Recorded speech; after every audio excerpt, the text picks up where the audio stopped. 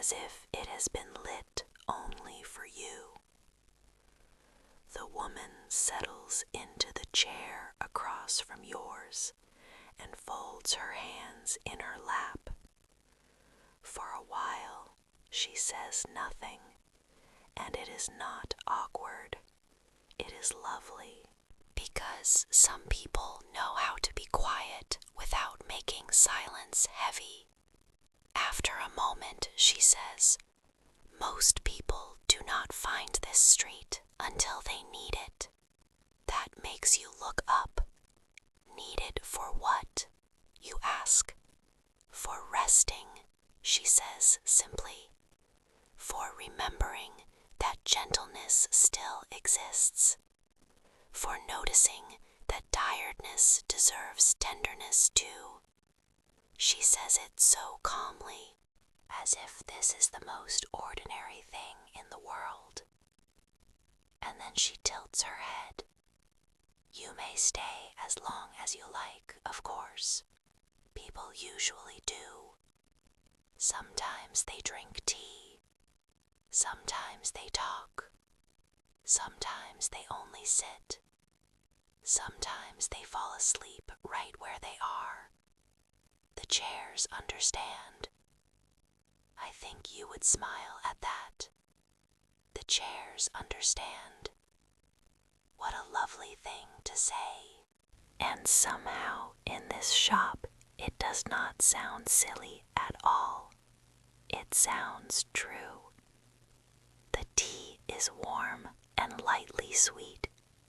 It tastes faintly of honey and mint, and something floral you cannot identify. The kind of tea that makes your breathing slower without asking permission. While you drink, your eyes wander around the room again, and then you notice something curious. On a shelf behind the old woman are dozens, maybe hundreds, of small envelopes, all different sizes, all tied with thread or ribbon. Some cream, some blue, some gray. Each one labeled by hand, not with names, but with phrases. For nights that feel too long. For people who miss home without knowing where it is. And for the ones who have carried too much alone. And for the ones learning to rest. You stare at them a moment longer, and the woman notices. "Ah," she says softly, "the letters, those belong to the shop. Who writes them, you ask? People who have been here. Sometimes before they leave, sometimes years later. Sometimes they send them from places far away. To say what? The woman smiles. Whatever they could not say before they rested. And because now the room is warm and the story is opening itself around you, she rises from her chair and walks to the shelf. Her hands move carefully among the envelopes until she selects one pale gray letter tied with a faded ribbon. "This one," she says, "was left by a girl who arrived during winter many years ago. She was very young and very tired, though she tried hard not to look it. Would you like to hear it? And because you are safe here, because the tea is warm, because outside the rain has started again in a hush against the window, you say yes." The old woman undies the ribbon and opens the letter. The paper crackles gently, and she begins to read. "When I found the little street, I had forgotten how to walk slowly.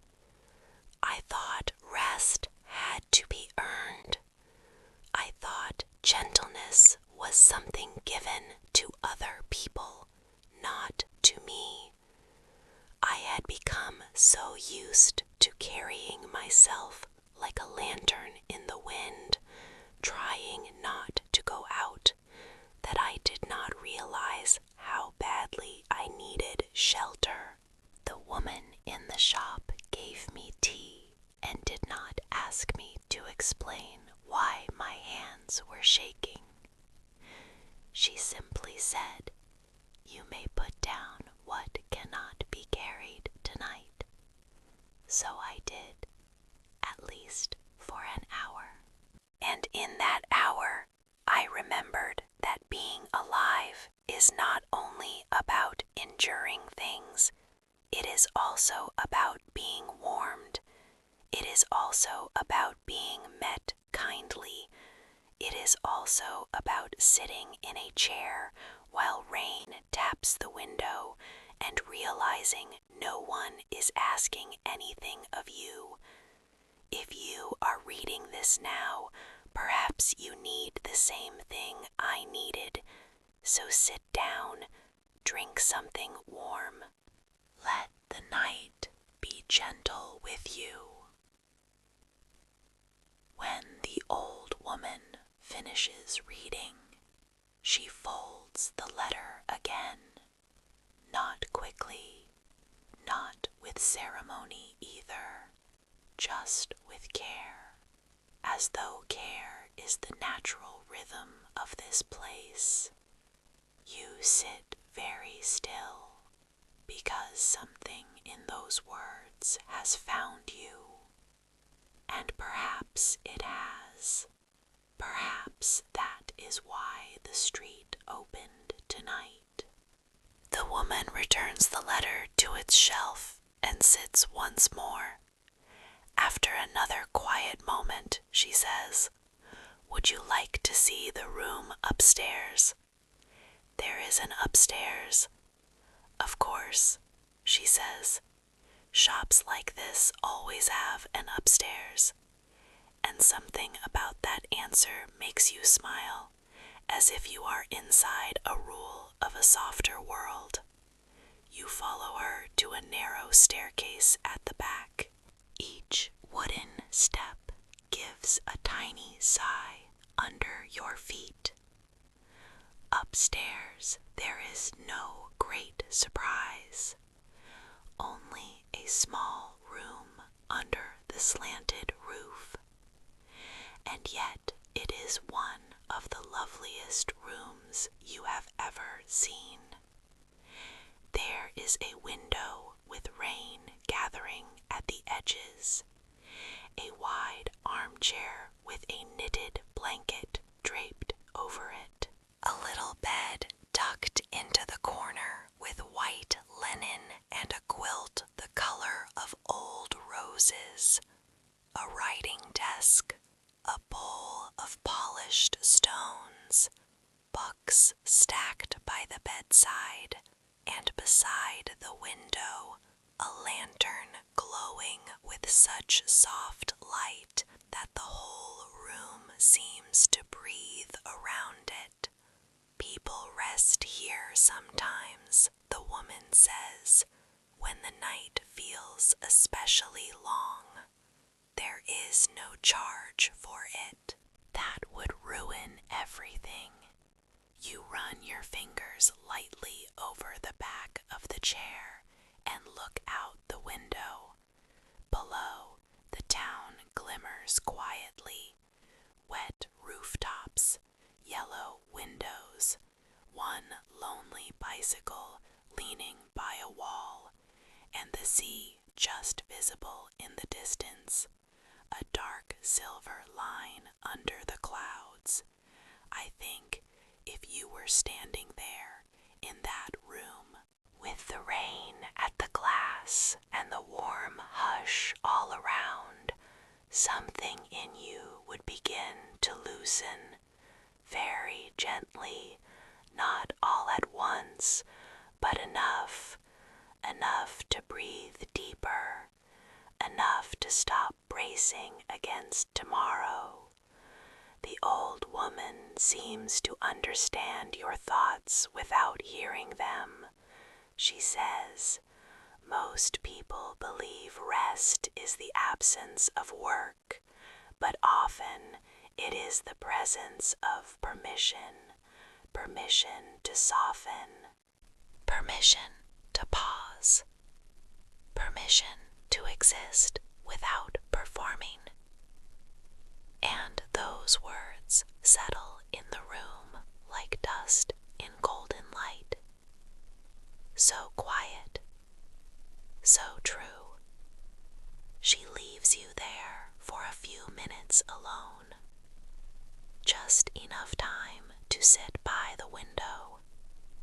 Just enough time to listen to the rain. Just enough time to feel the odd and beautiful sensation of being cared for by a place, not a person only. A place, a room, a lamp, a blanket, a cup waiting downstairs, all of it saying the same thing in different ways. You may rest now. You may rest now. You may rest now. And when you go back down, the shop feels even warmer than before. The old woman has lit another candle and placed a small plate of sliced pears on the table, their sweetness bright in the air. You sit again, and because the night has deepened, because the story has made a little space inside you, you find yourself asking the question that has been waiting quietly in the corner. How did this place begin? The woman leans back, thinking. Oh, she says, the street has always existed, though not for everyone. As for the shop, it belonged to my grandmother, and before that to hers. We do not sell very much, you know. Not really. A few candles, tea sometimes, some books, but that is not the true work of the place. What is the true work, you ask? She smiles at the candle flame. To remind people that softness is still possible.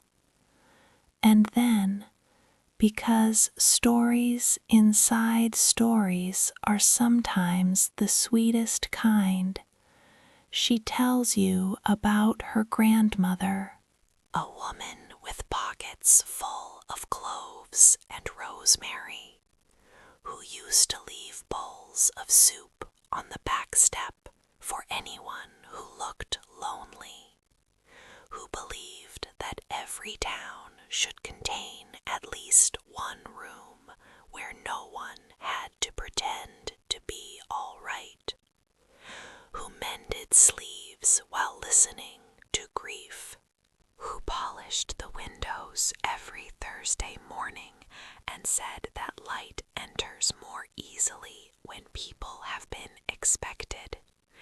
The old woman tells it slowly, with pauses, with little details that make the grandmother seem real enough to sit beside you. And as she speaks, the rain softens outside, becoming a hush instead of a tapping, and the candle flame trembles only once, then goes still again.